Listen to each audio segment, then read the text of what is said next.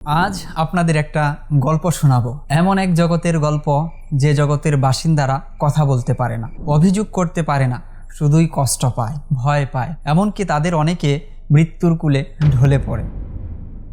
31st night শহরটা তখনও শান্ত। গাছের ডালে ছোট ছোট পাখিরা ঘুমিয়ে আছে। প্রকৃতি যেন নিজের তালেই চলছে। শীতের রাত, হালকা ঠান্ডা, দূরে কোথাও গুটি কয়েক পাখির ডাকে নিস্তব্ধতার সৌন্দর্য যেন আরও বেশি বেড়ে গেছে। এই শান্ত পৃথিবীটা আর কয়েক মুহূর্ত পরে অশান্ত হয়ে উঠবে। ঠিক রাত 12টা।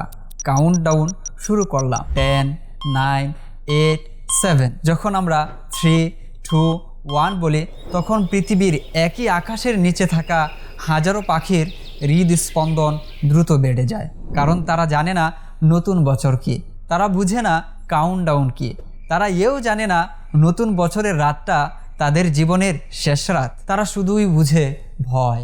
আর তার ঠিক পরেই আকাশ জুড়ে বিস্ফোরণের শব্দ, একটার পর একটা আতশবাজি, জ্বলে ওঠে রঙিন আলো, চোখ ধাঁধানো চমক, যা আমাদের কাছে সুন্দর বলে মনে হলেও তাদের কাছে মৃত্যুর সংকেত। পাখিরা ভয় পেয়ে ডাল ছেড়ে উঠে যায় আকাশে, দিক বিদিক হয়ে ঘুরতে থাকে। হঠাৎ কোনো গাছ, দেয়াল বা ভবনের কাছে ধাক্কা খেয়ে মাটিতে পড়ে যায়, মারা যায়। অসংখ্য পাখি আহত হয়। সেগুলোর মধ্যে অনেক পাখি আর কখনো উঠতে পারে না, আর কিছু পাখি হার্ট অ্যাটাকের মতো ভয়ঙ্কর শোকে মারা যায়, কারণ তাদের ছোট্ট শরীর সেই শব্দ সহ্য করতে পারে না।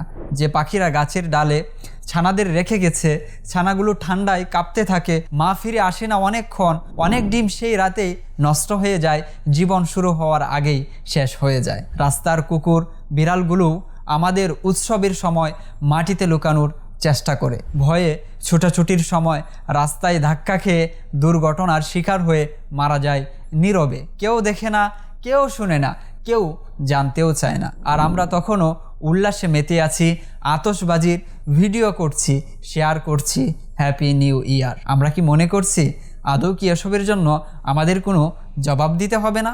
দুনিয়ায় হয়তো আমরা কোনো বিচারের সম্মুখীন হচ্ছি না, কিন্তু এই ছোট্ট পাখিসহ সমস্ত মাখলুকের সৃষ্টিকর্তা আল্লাহ তাআলার কাছে এর জবাব আমাদের দিতে হবে। নবী করিম সাল্লাল্লাহু আলাইহি ওয়াসাল্লাম ইরশাদ করেন, যে ব্যক্তি কোনো পাখিকে অযথা হত্যা করবে, কিয়ামতের দিন সেই পাখি আল্লাহ তাআলার দরবারে অভিযোগ করবে, হে আমার রব, অমুক ব্যক্তি আমাকে অযথা হত্যা করেছিল, কোনো উপকারের জন্য আমাকে হত্যা করেনি। একবার ভাবুন তো, যদি আমাদের নিজের সন্তানের মৃত্যু হতো, আমরা কি তা সহ্য করতে পারতাম? তাহলে কিভাবে এই ছোট ছোট প্রাণীদের মৃত্যু আমাদের অন্তরকে স্পর্শ করে না? তারাও তো আমাদের মতো এই পৃথিবীর একটি অংশ, যারা শান্তিতে বাঁচতে চায়, নিরাপদ আকাশে উঠতে চায়। এই 31st নাইটে আমরা নিজেরাই সিদ্ধান্ত নিতে পারি, আমার কয়েক সেকেন্ডের আনন্দের জন্য কি আমি কারো জীবন কেড়ে নিতে পারি, কারো